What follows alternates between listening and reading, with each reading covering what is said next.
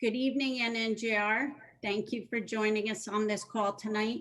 I am Shannon Muller, and I'm proud tonight to introduce a kick-ass woman who is the owner and CEO of the spectacular VIR resort, Connie Nyholm, and the very interesting Harvey Siegal, the original visionary of the rebirth of the VIR resort located in Alton, Virginia, that they reopened together in 2000. Connie and Harvey team are responsible for designing, creating, building, and operating the VIR resort that we all love so much. The VIR resort attracts professional and amateur drivers from all around the world and hosts 10 amateur and pro race weekends each year for both cars and motorcycles, as well as vintage racing. I know I can speak for all our NNJR DE folks who have been to VIR. We love the track and the paddock life, the first class amenities, the Oak Tree Tavern, the friendliest and kindest staff, all in a beautiful setting. VIR is a very, very special place where many of us have made wonderful memories while sharing in our passion for Porsches. Thank you, Harvey and Connie, agreeing to do this presentation for us. If anyone misses any part of this presentation, NNJR will make it available on our website, Facebook page, and YouTube channel. I'm now going to turn this over to Bill Gilbert, and Bill will be the moderator. Thank you. Good evening, everyone. I'm only going to repeat Shannon's welcome and reinforce how really privileged we are tonight to have both Connie and Harvey with us. I'm dating myself, but I'm one of those NNJR people who attended VIR the first year it opened, and in 2000. And we were blown away by the amenities and by the track. And the first year we ran the North course. The next year I was the track chair, fortunately or unfortunately, and we ran the long course, the full course, which very few clubs had ever done. And at that point. And so I got quite an education, and the VIR team has always been fantastic. And, having chatted with Connie and Harvey a bit in preparation for tonight, now I know why. So with that, I'm going to turn it over to Connie and Harvey and let them bring us up to date on kind of how the resurrection of VIR got started and finished, and I'm sure we're going to hear more than a few war stories along the way. So with sure that, you will. Connie, I'm going to turn it over to you. Thank you. And Shannon, thank you for calling me kick-ass. I like that very much. I'm 61 years old and I haven't been called that much. I do kick some ass here and there. Used to kick Harvey's quite a bit back in the day, actually. But, Harvey, I thought, it'd be really fun to have us together because we've never gotten to do a presentation like this at the same time in real time. And the question I'm almost always asked by new people is, how did you get started? How did Harvey find us? And so I thought that would be a great opening question for you. Well, actually, I was racing at the time with SVRA, and we were starting to lose our venues. We were starting to get kicked out because we were just a vintage club, and they were bowing to the bigger clubs. IMSA was alive and well then. Actually, it was called something else, I don't remember, but they had more professional and amateur groups that were coming in and kicking out and taking over the big dates for all the big, historic tracks. So, a developer by trade, I decided to go look and see what the other tracks were that I used to race on back in the old days. I'm the old guy in the game, so I figured, let me go back. And I looked at Marlboro, Maryland. It was a swamp by then. Bridgehampton was beautiful and wonderful, but it was no longer really viable since it was right in the heart of the Hamptons, and the most financially powerful people who were within exhaust shot, if you will, and they could hear it all. Didn't want the crowds, it didn't want the noise. So then I looked at Vineland, they cut it up for a university. I took a peek also at I'm trying to remember that We there's went to another one. Thompson together. We went to Yeah, but Thompson together, and that's since been resurrected and reopened. And Kerrigan and I actually went there for a K&N race one weekend. which They did one? a pretty neat job. Thompson, they actually resurrected the road course and connected it to the oval, which was your very first comment when you saw it. Was like, if we could just bridge the wetlands in this one turn, we could do this. And they managed. It was good. Well, kudos for them to do it, because I looked, and as a developer, you know, I was daunted by it, and I know what it would take to do it, and I didn't have the stomach for it. So having run a few times at VIR back in the old days, I said, well, I'll go down, take a look. And so I showed up one day. I'm not sure you were there on that magical day at Oak Tree. Were you, Connie? I don't remember. I started with you May 27th, 1998, and you had just dried the ink on the contract. So I was Okay. with you and Larry Burnett, which is a fun story, but you found it early and negotiated with the Foote family, and I believe had to get down to Milton for a contract signing, and there were no airplanes available. That's true. There were no airplanes, and I had one chance to make this deal. If all of those owners who had agreed to meet me at that time to discuss and sign a deal, it was going to be on that day or never. And I don't know if I can say this on YouTube or not. Guess you'll But I'll find tell you what happened. And the Spirit Airlines canceled the only flight to Greensboro that was available out of Trenton, no longer operating there at all.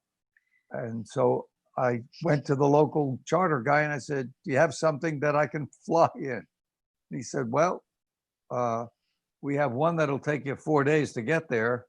It goes about 12 miles an hour in the air, or this 22 passenger commuter plane. So I said, I'll take it. So I get on the plane after drinking my usual water, and I find that as I got on this plane, there were no bathrooms on it. So Yeah. I made it down there, but I can tell you it was not a comfortable ride. So upon arrival, I got there, signed up VIR, and then the saga began. Yeah. You want to hear about how we got to the Oak Tree? Oh, what, when you and I first went down there? Yeah. Yeah, I mean, I had never been to a racetrack in my life when I was introduced to Harvey by his right hand, Peggy. And Peggy and I had been two of the 7 women who started a networking group in New York, New Jersey, and Connecticut called VIR, Women in Retail Real Estate. And each of us had a different area of specialty in retail real estate, publication, mall development, shopping center leasing, property management. I did some freestanding retail site selection. And so one day Peggy says, hey, you know, have you ever heard of Danville? And I'm like, well, duh. I grew up in Martinsville. Who hasn't heard of Danville? She goes, well, Harvey's put the racetrack there under contract. And all I could think of was Martinsville Speedway or South Boston. I'd never heard of VIR. It closed when I was 15, thank God, or I would have been lost on Spectator Hill with all the crazy people. But I said, well, sure, I'd love to talk to him. So this is in 1998. And that's kind of early for internet. And I know Harvey's a vintage racer and he races something called an Elva. And I'm like, what the hell's an Elva? So I'm trying to figure it out and get online, can't find anything, go down early to the biggest Barnes and Noble in New York City, can't find anything on vintage race cars, and just show up into his office and then I'm spellbound by all the trophies and pictures on the wall and timesheets. And that was my first introduction to vintage racing. And then we went to Lime Rock to the Fall Festival where Bugatti was the feature. And I'm thinking, I'm not sure if this is going to be sustainable for VIR. And then we go to Watkins Glen where Allard is the feature. And I'm like, okay, now we're talking about something with scale and scope and elevation and, you know, size and grandeur that I can kind of get my head around, because I'm supposed to put a business plan together to get our zoning permits and our financing. And so then finally, Harvey takes me to VIR and we go to the famous oak tree, and we're standing under it with Larry Burnett and his daddy, Ray, with a D10 dozer, getting ready to talk about how to do some excavation around the property. They're raising cattle on the property. So there are cows lowing in the background. Maybe some of you have seen the 1998 video of me doing a tour of what the track looked like back then. And then we redid it this year of a then and now, what it looks like today on the same drive line with the 1998 split screen. But Harvey's standing there and his New York City finest talking to these two farmers. And do you remember what you said to him? You mean about the goose? The goose and the dog. That dog don't know. Anyhow, these were two very, very nice, very, very local Southern men. And I was and still am a Jewish man from New York City. I'm the last. I mean, if we couldn't get two people on opposite ends of the spectrum in one place at one time, that was it right there. As we're standing underneath this beautiful oak tree, and it was a magnificent 300-year-old oak tree, the famous oak tree turn. I said, well, I know that you and I come from different places, but I'm going to try to be here for a long time. And I'm going to be the goose, and I'm going to lay some golden eggs. And if you are as good as they tell me you are going to enjoy the golden eggs for the next decade or more. But the one thing I don't want to do is to look at our bills. Give me a number, make it reasonable. I'll check you every so often, and I'll never look back. So don't kill the goose that's going to lay the golden eggs. That's right. Harvey, hold your phone still. You're all jiggly. Okay, sorry. Anyhow, what he did is exactly that. We ended up having a 20-year or almost 20-year relationship that essentially was unique, because not only he spoke with a real Southern drawl, but he was smart as a whip, and he was an artist with his bulldozer and motor grader. So Harvey tells him to be gentle with his billing and don't shoot the goose who lays the golden egg. And Larry steps back, he goes, Harvey, that dog don't hunt. That's what he said. And that became Harvey's catchphrase from then on. No, we were friends thereafter. And well, you stayed at his farm during the runoff. Yeah, I did. October, right? Yeah, he became, you know, a local man whom I respected very much, and he respected me, and we had a great relationship. But I remember when we had to move 50,000 cubic yards of material to flatten the main paddock. And it was so cold on that day, I'll never forget it. My nose was freezing. It was in March. And he said to me, so Harvey, I got an idea. We don't have to move that much soil after all. I said, well, give me your idea. I'd like to hear it. And he told me what it was. And it was so simple, it was elegant. The trucks that you park now for your haulers, your car haulers, you notice that they're lined up from racetrack side to the pond side. It was originally planned that they might be going the other direction, which of course would make them very difficult.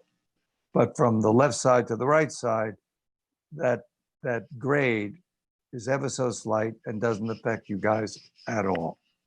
And we never looked back because we did it his way and saved 50,000 cubic yards of earth. Oh my God. And there were 2 sinkholes, remember? It was like quicksand. Yeah, well, they were. Where are those sinkholes? Because most of us have been in that paddock. So just out of curiosity, where are the sinkholes that aren't there anymore? They're gone now, but I think Harvey, if you're facing from the racetrack up to the pond, the biggest one was just to between the entrance to the paddock and where the pond is. Okay. Right?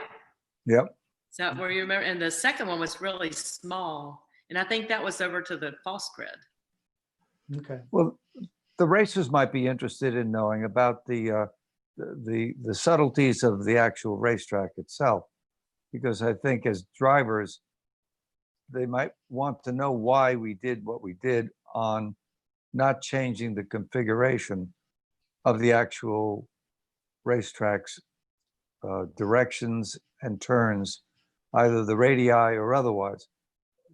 If anything, because it was only 27 feet, which is three lifts of a barber green at 9 feet, we had to expand it 3 feet in order to get the full 30 at that time. I know you've done other things since then. Well, you and I did 30 on most of it, and then 33 down the back straight and 33 down the front straight. Yep. But everything else we just went to 30 because you didn't want to straighten out the turns, which even when we widened it, we respected that center line. Which is crucial for the historic integrity of the racetrack. And if those who don't know, the motor grader, the tightest radius of a motor grader determined certain turns on the track. Yeah, oak tree. Oak tree being particular, since it was too big to take down, so they said, what the hell, will go around it. And that's where Oak Tree Turn became what it was. Yeah, turn 10 became where it was. That was supposed to be a long straight. There's a big rock there. And so they put in the S's and they said, well, that might be interesting, and just followed the lay of the land and avoided that rock. So it's sometimes nature by itself did a beautiful design unto itself. The back straight, you should all know, is a very interesting spot that would have forced some of the GTP cars and the really faster Porsches to do an airplane imitation. So what we did back there was took about 13 inches in compression out of that dip just before the uphill and the left turn at the braking zone down there. That permitted you to get in there at full throttle without getting so light that you got yourself in deep trouble. I'm going to have to beg to differ, and I may be incorrect, but we had Bob Aiken come out with the 962, remember? And I never knew Bob Aiken or 962 at the time. And he drove the track, and Harvey knew him from New York, and he came down. And he said, all you need to do is get about 2 inches out of there. And we did, and to save the splitters and to, protect it from getting airborne. But when you said 13 inches of compression, I didn't know if you were meaning something different than what I was saying. Well, we only took a few inches, but it was more than 2 inches, Connie. It was more than 2 inches because 2 inches would not have done it. And we had a little conversation, but no change in the configuration of the track other than that little subtlety, which I'm sure if you're driving a GTP car and you're Bob Aiken, you're coming down there about 180 to 190, maybe even approaching the big 200, and you do not want to have your suspension compressed there. No. That would not be a good result. As it released, that's when you first have to hit the brakes, and you might right there do an airplane imitation, which fortunately we haven't had anything like that. You haven't either, have you? No. Okay. We have a lot of offs there, but well, that I can't help. In that manner. Yeah. So when Take some questions. When you all were building the track, yeah, as I mentioned before, we were all really blown away by the quality of what we saw the first time we showed up and every time since. One of the stories I heard when I first came was from the gas pumps weren't installed or working yet. So you nicely arranged for a gasoline truck to be there to provide gasoline for us, which we really appreciated. Well, the nice young man pumping the gasoline told me this story that he had helped pour a lot of the concrete curbs on the track. And he told the story, I've often wondered whether it was true or not, that he and others were made to go practice pouring curbs out in the woods before they were allowed to pour the real curbs on the track. Now, is that an old wives' tale or is that a real story? I'll let Connie do that one. I mean, Harvey, he's talking about Chip King because he I was know. a fuel supplier and our concrete guy. It was like 4 musketeers. We had Larry, me, Chip, and a guy, Carter Henderson, who did all the underground work. But I don't remember them doing it in the woods. I think they may have done some practice forms because we borrowed a design that had been originated, I think, in Lime Rock. And you and Chip perfected it. It was basically a long piece of metal, and they would form that in the shape of the curb and then anchor it into the ground. And then they would lay the concrete and put 2x4s into it. They were all connected. And then when the concrete would just start to set up, all these guys would jerk the forms out and it would leave the dental curbing that's still behind the green and yellow FIA curbing. But it sounds totally normal for you to have them practice in the woods. I will tell you how that happened. He heard the story of the fellow that built the South Paddock concrete wall, and how I went bonkers when he didn't do it right. It wasn't done perfectly. So I warned him that if you build those curbs in place and they are not right, it will not be a good day for you. So please go somewhere and practice. And yes, it's like a giant saw, bent and pinned, and they poured the curb on the inside. And just before it really set completely, they'd pull off the metal and it was perfect. Yeah. Yeah. Okay, cool. Well, thank you. Well, that's great. So we heard about the bulldozer. So the original track apparently was done with a bulldozer carving some kind of path. But how did that work when you had to resurrect it? Well, since the basic track was still there, alligator, of course, cracked, grass growing through various spots. We used that as the template, if you will, and that was it was milled, and then we were going to go down to the stone and put stone back in, but the moment we got to one section, which is just before the S's, the uphill S's, we got down to the stone, and then we started to get some water in the coming up through the stone. Mm. And whether you believe it or not, to the left of that bridge, just where the bridge is, to the left of it was a swamp, which of course is no longer there. And that ended the permeation of the water coming up. Yeah, that's where we hit what Larry would call that live and fill. And I think the engineers called it organic fill. But yeah. So it was we stopped milling and just literally laid the base on top of the original track, marking the center line, and then we paved over that. But that was actually, thank God, it stopped us before taking too much of that top off.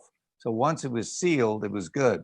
But once you opened up the wound, then you were back in trouble again. So we used the base as the template and paved over the existing with a really thorough tack coat that went down before the paving took place.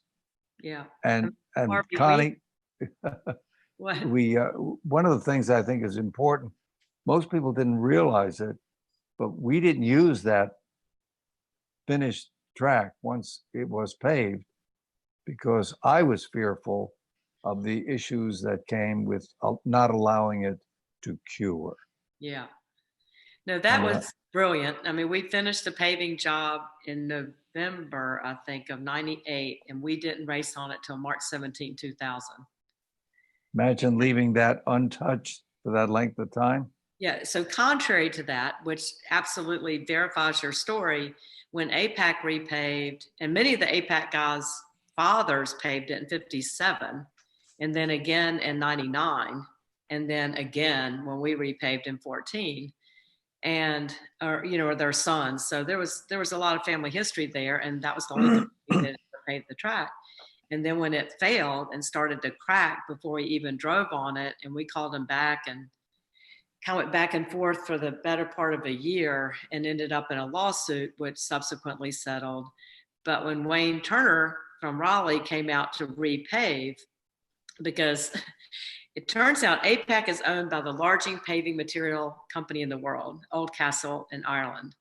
And nobody wanted to repave VIR and risk pissing off Oldcastle. So Wayne Turner says, I'll pave your damn racetrack. I've never paved a racetrack, but we got Brian Prowl, the foremost racetrack asphalt expert nationally, if not globally. And he ran the show, and Wayne and his people followed them. And we had points of failure where we had to take up every bit of the APAC asphalt, because whatever you leave in place will just bleed through eventually. And we got to spots that the ground fell out from under us, just like in 98. And we had to do FDR, soil cement, full depth reclamation, to stabilize that earth, and it's not going anywhere now. But we encountered the same thing in 2013 that you and I encountered in 1999. So to me, it's amazing that original paving lasted so long with all the traffic, all the cars, all the downforce cars, especially that have run on VIR. Do you attribute that to the fact that you left it, basically cure for more than a year? Or I think it's twofold. I mean, one was the cure time obviously helped us when we repaved. We had 3 days between finishing the job and putting IMSA on track. I mean, it was the scariest moment of my life besides having my son. So Harvey made that decision and put that into the timeline, and that was beautiful. The other thing was in 98, the DOT and asphalt formulas were all changing at that time. Yeah. And because the mix was so different, everybody was kind of overachieving to not fall under specification. And we probably got the best asphalt produced under these EPA regulations because they were still figuring it out. So we got good old stuff instead of new crappy stuff. okay. Yeah, the material was materially different when the repavement took place, but also regrettably, I spent 40 plus years as a real estate developer paving shopping center parking lots and truck mix for the back area where we get deliveries, and I have had my share of Yeah. failures, and so I knew what to avoid. And so it turns out that was really the longest run of any racetrack I know without a repaving. Yeah, Because it's of it. still a record. And me being tied to Harvey's hip and him being so free, with his learning curve. I mean, we were just a great complement to take things, forward quickly because we would divide and conquer and just reconnect throughout the day, because we were just running hard all the time. Right. We had a So- war room, by the way, Bill. Okay. It was a war room, yeah, No? full-size war room. And in that room, there were boards and what needed to be done and when it needed to be done by. And All And on paper. Most of which I had Harvey autograph and date, and we've saved in our history boxes. So one of these days in the museum, you'll get to see Harvey's mad ramblings autograph. So Connie, you mentioned Four Musketeers. Say a little bit more about who the Four Musketeers were and how that worked. Well, I was living in New York at the time in Hudson Valley. And of course, Harvey was in the city. And we start traveling down to VIR, and what became every 3 weeks became every 2, every 1. And then I finally got to move back home close to my parents in Martinsville. And we assembled our core group, and it was myself, Chip King, who you referenced, who put in our fuel tanks and did all the concrete work, all the curbing. He did the bridge abutment for the railroad cars that Harvey sourced to be our bridge foundation. And Larry Burnett, this dog don't hunt. And the last one being Carter Henderson, who was a local site work guy who mostly did underground utility work. So he put in all our water and, at the time it was septic, electric lines. We put extra conduit everywhere we went underground. We laid a pipe for extra conduit. And Carter would tell people, if you walk around at VIR, you're walking on something I've done. And he later bought a Mustang and joined VIR Club and drove with us for years. And all of Larry's children been married at VIR. When his daddy died, he called and said, we're burying daddy at the farm today. Do you think y'all could have, 15 minutes of quiet time? And it was the Audi Club day. And I think it was a Monday. And I talked to the Audi Club people and they said, oh, absolutely. And so at the appointed time, we went silent. They played taps. We could hear it at the track, and we just stayed silent until they made a noise and we went live again. I mean, it was, everybody stood at attention. Oh, it made me cry, but we're close. Yeah, that's very cool. Good, really good people. The team that we put together were extraordinary people, extraordinary human beings who did their job so well that it was hard to ever find, a fault that you could even criticize. It was amazing. Well, the timeline was amazing. You all went from kind of idea, or at least that signature after your, plane flight that you just talked about, to being open in what, less than 2 years? Oh yeah, 14 months. No, 22 day to day. Well, from when I started to the day we opened, it was 22. From the time we started the work of the track, it was probably 14 months. Yeah. We got That's all pretty... our permits in 2 meetings. Oh yeah, I got to tell them the story. For me, that's one of the fabulous stories of my life. As a developer of, 50 plus years being a developer, knowing the pain and suffering it takes to get anything approved, a doghouse, for God's sake, to get it approved, you need to go through all kinds of machinations. And one night, after having met with Jerry Lovelace, that nice gentleman who guided us through, Connie and I showed up at the planning board meeting. And I think I got up and made a presentation and said, my name is Harvey Siegal, and I'd like to resurrect the Virginia International Raceway. I'm a racer, a developer, and I think you'll like the job we do. He was the 17th person to tell them that story.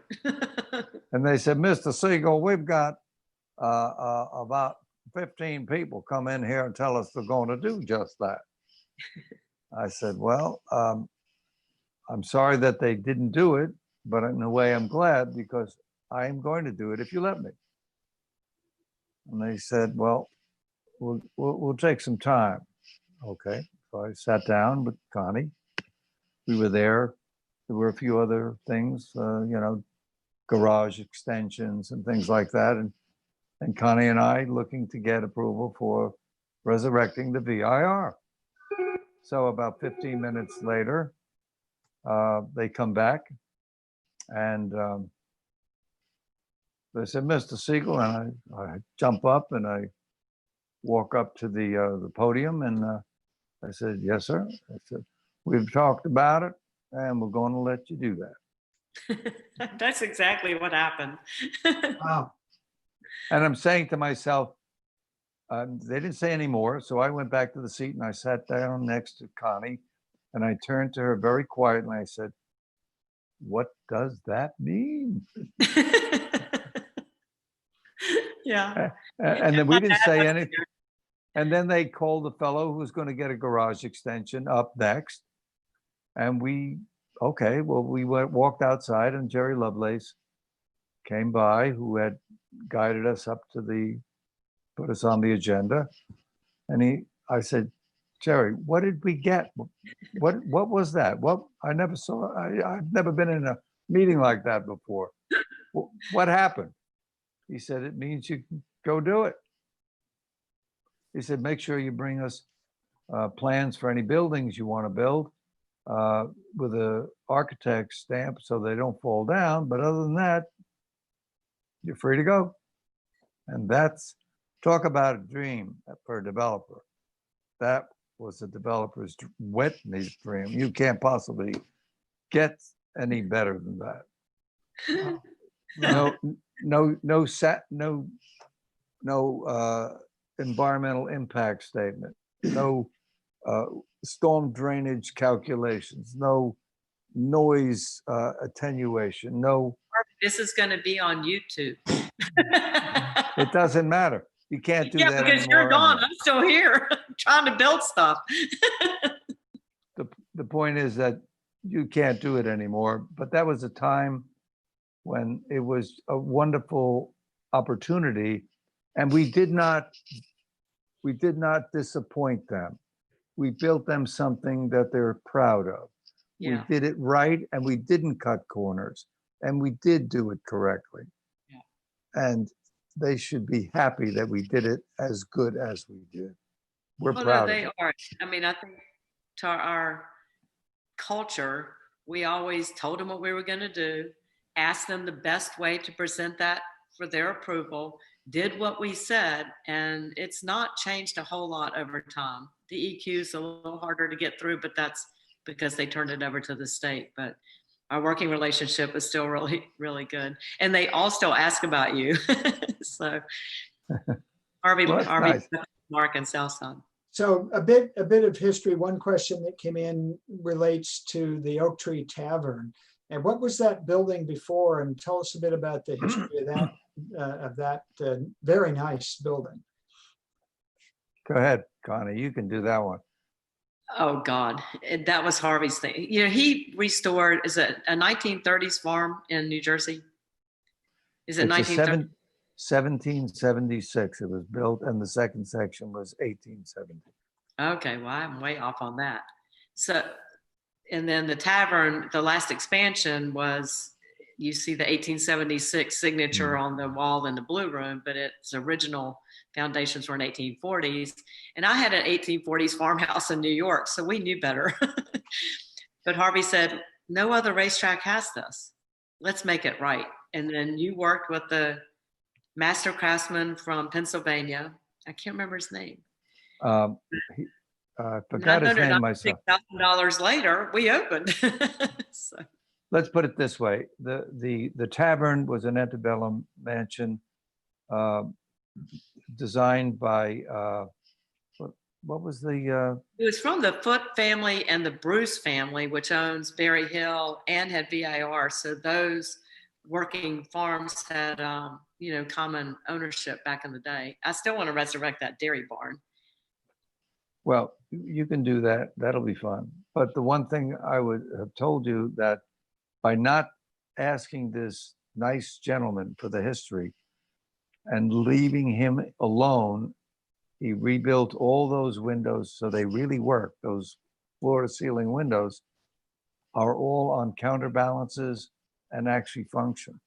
Even the doorbell rings as it did with a little wire, a copper wire that goes down over the stairways and makes a little ring. I mean, he did it right. He rebuilt all those the side panels for the main the front entrance, and by leaving him alone, he did it correct. He didn't need supervision. He simply needed to have the opportunity to do it, and he was delighted to do so.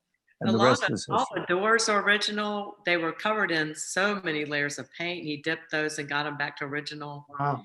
And your buddies, I know it was Ball and Ball Hardware, donated the hinges and all the window latches and everything that was period correct. Harvey worked with Ralph Lauren's decorator. He sent us a decorator to help pick some of the original furnishings and the colors, which we've kept all true to the original form of Ralph Lauren. So we have Ralph Lauren red, Ralph Lauren blue, and our creative room naming. But we dropped the ceiling a foot and added the HVAC, electric, plumbing, and there was nothing there. I mean, there were thousands of bees. And so when you go into the tavern to your left, there's a picture of what we started with, which was a fairly dilapidated structure, and what it looks like today. And Harvey sourced, you know, through this gentleman, salvage yards to get the wavy glass, you know, period correct glass. The night we were opening in 2000, we had a pool table, which we had built. It was more like a snooker table. But somebody hit a pool cue, a ball through the one of the windows and cracked a pane. So I called my now ex-husband, who was in New York, and we had 1840s house, and we had a lot of wavy glass, you know, in our basement for replacement. I said, I need a pane of glass this size. And it's before 9/11. So he gets on the airplane with a pane of glass and comes in and fixes it in the tavern as we're having our grand opening. Wow. So it's got a bunch of stories to tell. I hope it doesn't tell them all. Well, yeah, well, all of us have been there, so it's great to get some of that. I think I know the answer to this, but the obvious question people want to know, you know, can you replace the oak tree?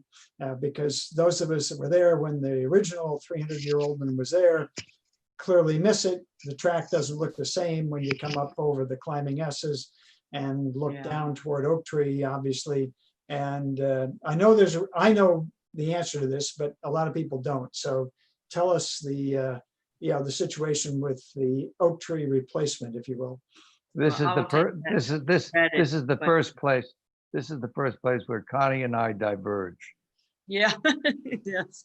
Harvey is a tree lover, you know, and if I got to follow my heart, I'd put the oak tree back, you know, and Harvey wanted to actually transplant one that was fairly old, but still manageable to move and replant.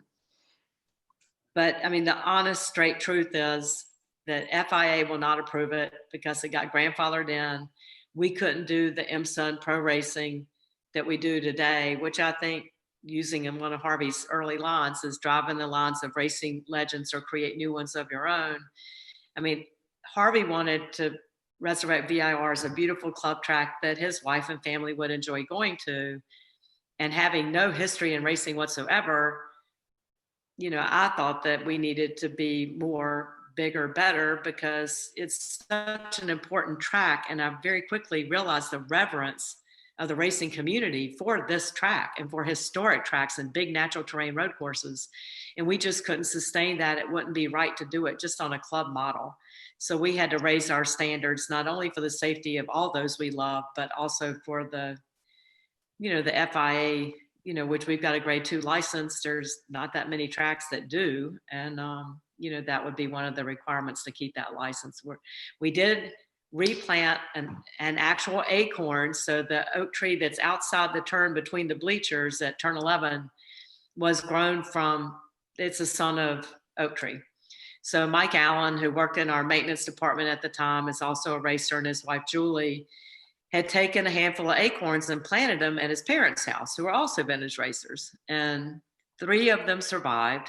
And when they read in the local paper that our cloning effort of the oak tree, which we tried 14 different cloning protocols and none of them worked because it was so old, that failed. They said, well, you don't have one. We have 3. Come over and pick one to replant.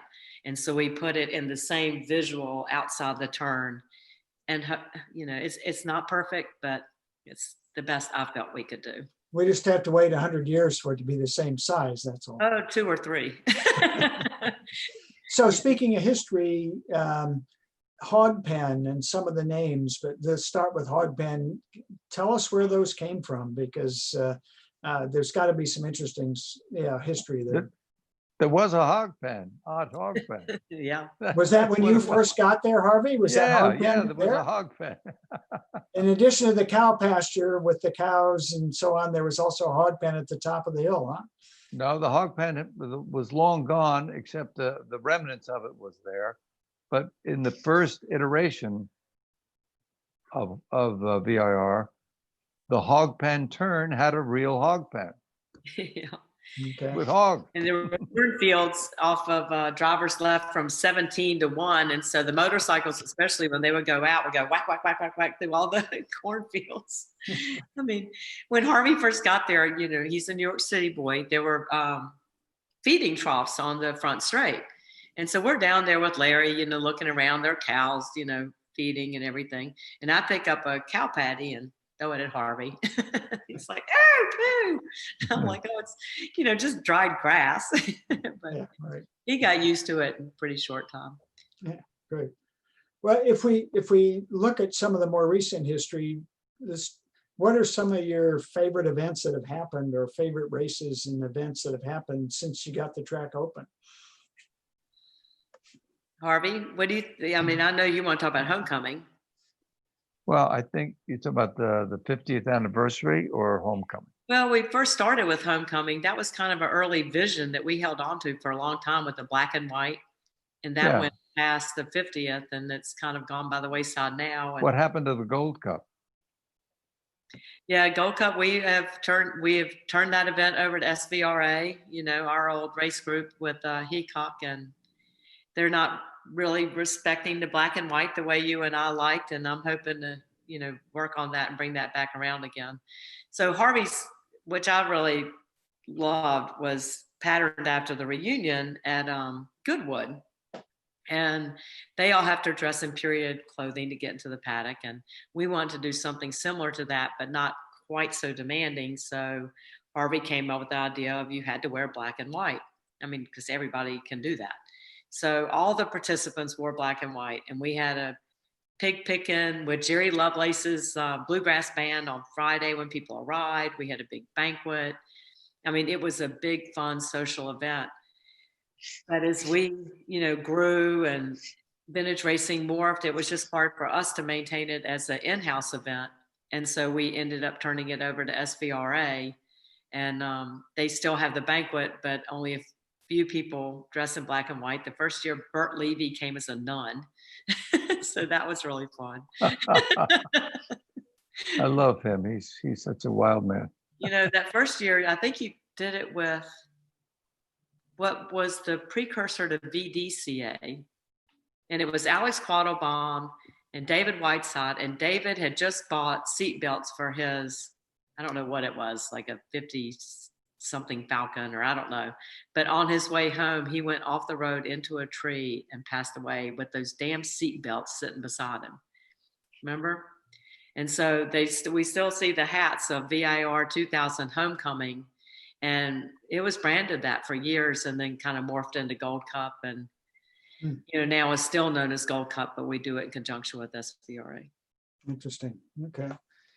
A question that just came in relates to change gears a bit.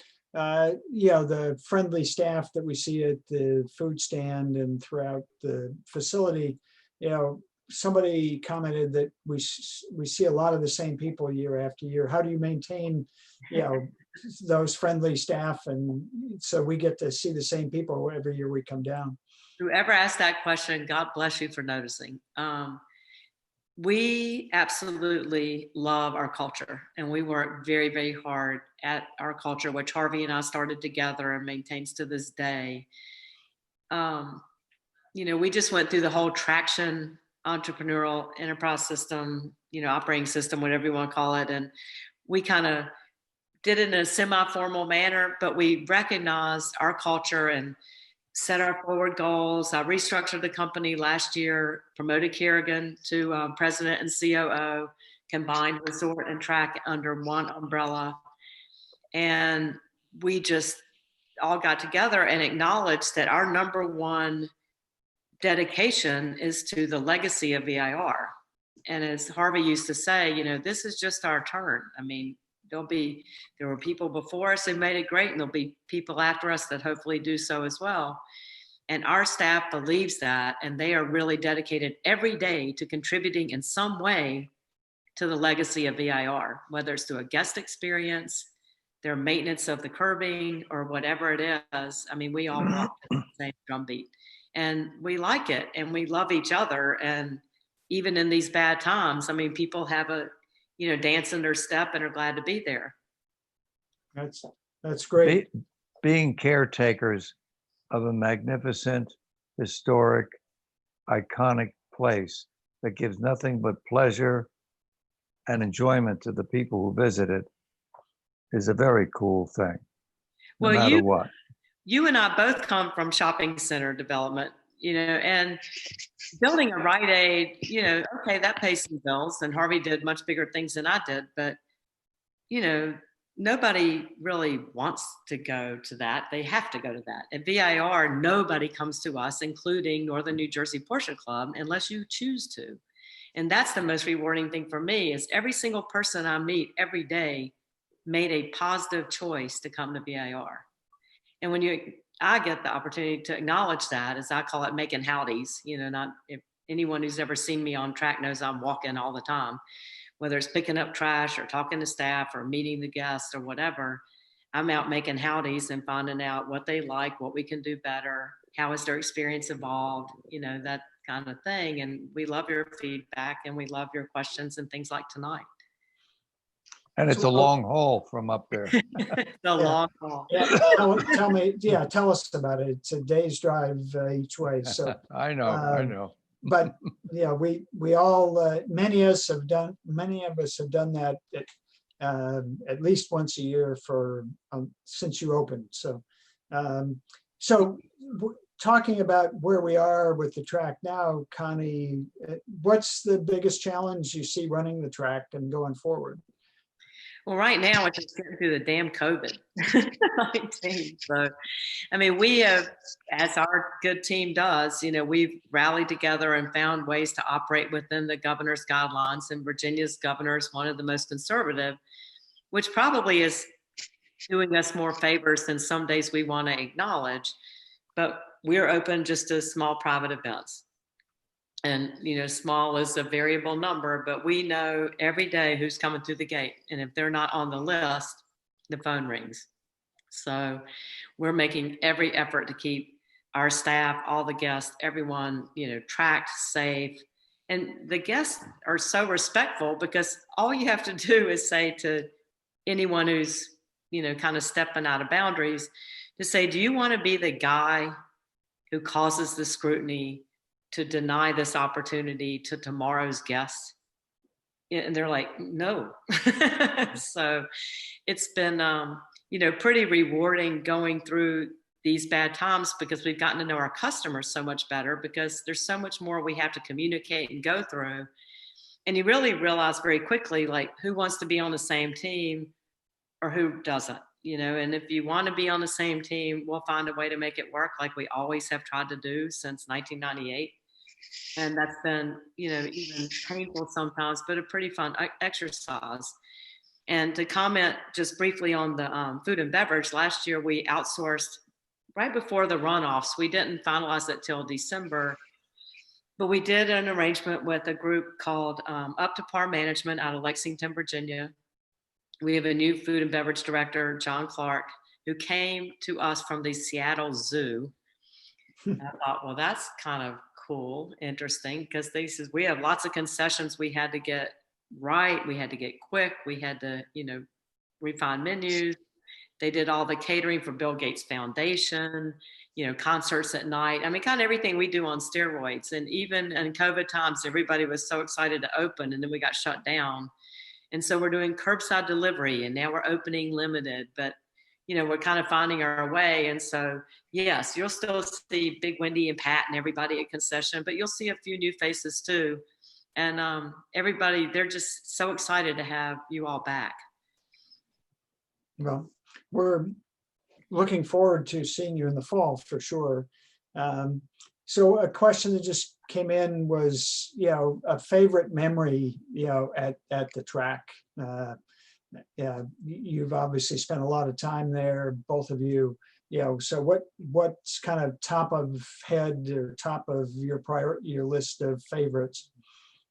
All right, I'll give you two quick ones that are related because just top of mind, as you said. So the very first day we opened, March 17, 2000, it was a SCCA double regional event, and Harvey and I were there, and no one had been on track, and we're walking it, and we're going up to turn 10, and there are skid marks everywhere. The grass is torn up. People have hit the tire barrier. We're like, oh my God, look what they did to our baby. And then they came out and swept the track, and it was gone. So we're like, okay, this will work just fine. And then 20 years later, Harvey shows up at the runoffs. in October, our first time at the runoffs. We were so proud and so excited. And it was a great event. And the feedback, the short version feedback was, this is the way the runoffs used to be and should be. And we were just couldn't have been more tickled.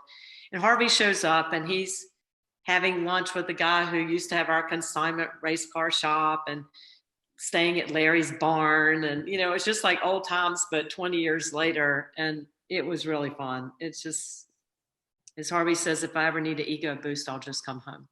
So it was nice to have you back. I have one Go thought. for it. It was, I don't know if anybody uses the false grid, the covered false grid when you guys go out. Do you use it? Yes. Okay. On my first race out there, I of course, I haven't been on the track at speed. Of course, I know where all the curbs are and the barriers are and the flag stations, but I've never driven my race car on the track. I was too busy actually building the track and doing all the things that we needed, and then it being interviewed and all that stuff. So I go out there for my first trip, and of course, I'm so slow. I mean, I know where everything is, but everybody's been 2 sessions out, and I got, you know, I'm the number 46.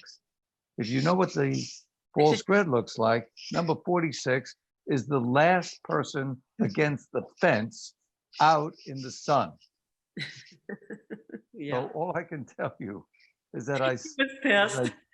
cooking out there in that sun, and I'm looking at the false grid, which of course I thought was a really good idea, and I expected to enjoy the benefits of it. All I could think of was there has to be a better way for me to, I gotta go faster, because the last thing I want to do is to be cooking in the sun out here as the slowest poke on the game. So the reason that the bathrooms are there, which Harvey's apartment is there, the HQ, Harvey quarters, is because he says, I always get so nervous when I'm on the grid, I have to go pee. And so he built bathrooms right by the false grid. There you go. Harvey, remember the first time I passed you on track? Yes, yes. I wonder if we have that story the same. Oh, sure. So Well, I had never been to a racetrack, much less raced. And so I was invited by Skip Barber. They had an empty seat, cancellation, come take race school. And I'm like, okay. I mean, because the only time I've been on track at speed literally was with Paul Newman before that.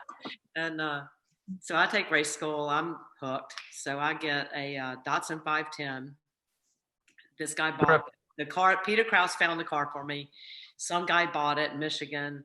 I called him every day and I said, how's my car?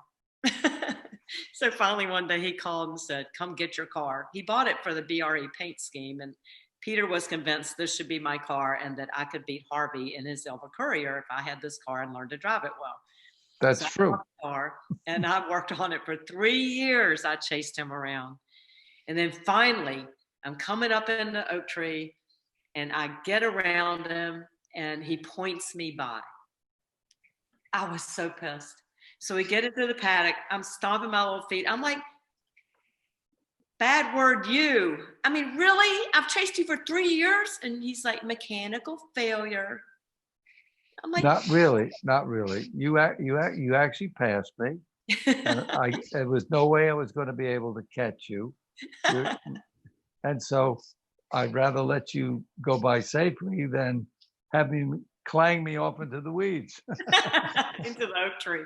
And I think that it was the only time I passed you and the only time I won. I chased him around Road Atlanta. My gear shift came off and I came in and I torn through my glove and I was bleeding and I didn't even know, and he won. But I mean, man, I wanted it. It was fun, Harvey. Thanks for introducing me to my new life.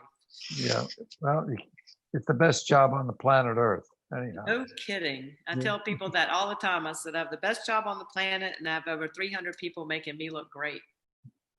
So before we wrap up, we have to ask about the Paul Newman story. You brought it up. So tell us about that, because I believe he's one of the famous quotes about VIR as well. So we have to hear about that.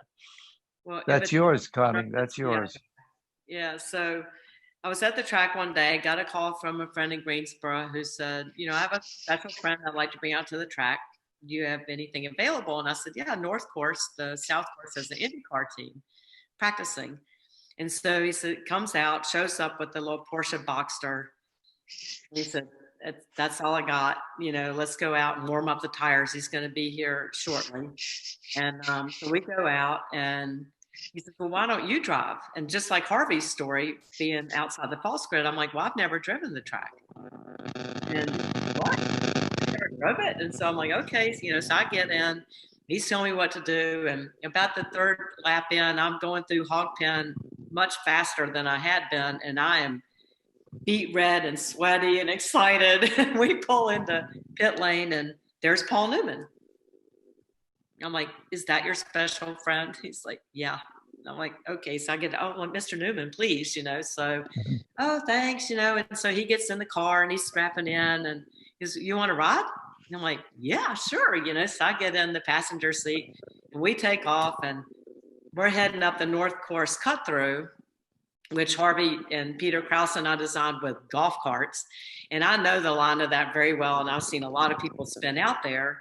And I'm like hitting Paul Newman on the leg. I'm like, you're going to spin, you're going to spin. He's like looking at me and he twitches the steering wheel and takes off like a scalded cat. And I'm like, you're great, you're great. And he's like, stop hitting me. So I sat on my hands the rest of the drive and we did a few laps and came on in. And he said, man, if there's a heaven on earth, it's VIR. And I said, can we use that? He said, absolutely. And he stayed through lunch and berated us for not having Paul Newman salad dressing. And, we just had a large time. He just hung out all day and drove a lot and brought a bunch of friends back and was a super easy guy. And I'm sure bunches of you have met him because he raced for so long, so prolifically. Yep. Do we have time for one story that I think is worthwhile? Yes, by all means. Okay. You have to know that Connie is always working, but she's down there. I happen to be down there and I work 99% of the time. But when I see something that's really important, I make sure I cut my time out to go do it. And on that day, Mercedes-Benz was organized by, got his name now, Tom Cotter. Tom Cotter, who organized a big Mercedes-Benz event at the racetrack. And guess what they brought down there? They brought these $450,000 McLaren Mercedes and let all the fanciest and most important journalists in the world come down and drive them and get driven by professional drivers, team racing drivers. And of course, they needed something very special for these very important editors. So they brought car number 722, the famous Mercedes-Benz that won the Mille Miglia in 1957, I guess last year or the year before. Oh, excuse me, 55. Yeah. That car is arguably the most important race car Mercedes-Benz ever created, and it held the record to this day. Of course, they needed somebody special to drive it. It wasn't me. It was Sterling Moss. So Sterling Moss is there driving all of these editors around VIR at great speed, to say the least. And at the end of the day, I said, listen, it's our racetrack. It's ours. It's mine. I want to ride in this thing. So I get in next to Sterling Moss and I put on a helmet. I look around for the seatbelt, no seatbelt, and no roll cage. I said, what are we doing here? He said, we've got a marvelous place, old boy. Let's take a ride. Just sit back. You Yanks worry about that stuff. And we take off. He's driving like a scolded cat, as Connie so rightly indicated they do when they get there. And he's scaring the crap out of me. He's driving it like we're in a race. And by the time he gets to Oak Tree, he has demonstrated to me with his hand motion, because it was so loud you couldn't hear anything, each gear that he's in. So he turns around Oak Tree in first, if you can believe that, then takes second, and then third, and then fourth. We're going 150 miles an hour. I have a octogenarian in the driver's seat. I'm sitting next to him. There's no roll bar, no seat belt, and we're going 160 miles an hour. And I'm saying to myself, we're going to die. We're both going to die. And although my wife was not very amused by the comment, I thought to myself, real quietly, well, if I'm going to go, this is a good place to go. I'm at VIR on the back straight with Sterling Moss in car 722, the most famous race car in the world. If I'm going to die, this is okay. Well, my friends got a big chuckle, and maybe all you Porsche guys would understand that. At least those with nice older Porsches, like Yes. I would have driven. You had a Porsche tractor. I did. But for my family members, they weren't so amused.